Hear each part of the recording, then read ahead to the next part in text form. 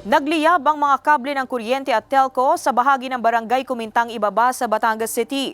Puspusan namang isinasagawa ang pagsasaayos sa mga nasunog na kable. Ang detalye sa report ni Denise Abante.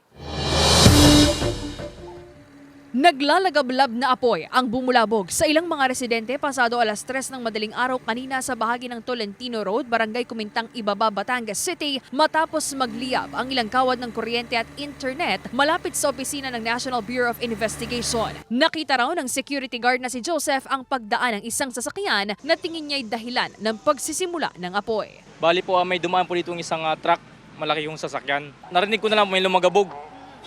Yun po, paglingon ko po, sumabit na po, nakalalay na dito ang wire. Umpisa na pong unti-unting lumiliyab ring mga wire.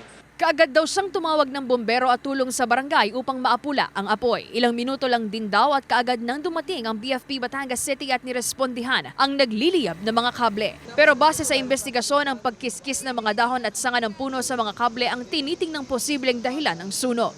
Sa katagalan, ma'am, pag hinahangin yung sana yon, kumikiskis ma'am yon, then natatalupan po yung insulation. Kasi pag natalupan kasi yung insulation, nagde-generate siya ng heat, then nagbaga po yung toyong sanga.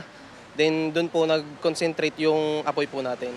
Nadamay po yung insulation ng wire, then yung ibang kable po ng ating mga internet provider po. Pasado alas 4 ng madaling araw nang magdeklara ng fire out ang BFP. Walang napaulat na nasaktan sa insidente. Puspusa na rin ang isinasagawang pag-aayos sa mga kable ng iba't ibang internet providers na naapektuhan ng sunog. Payo ng BFP sa publiko para maiwasan ang kaparehong insidente.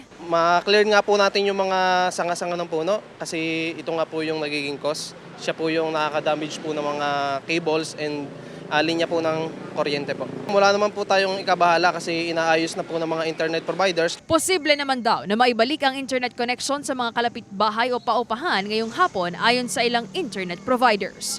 Kasama si J. R. Manjares, Denise Abante, Balitang Southern, Tagalog.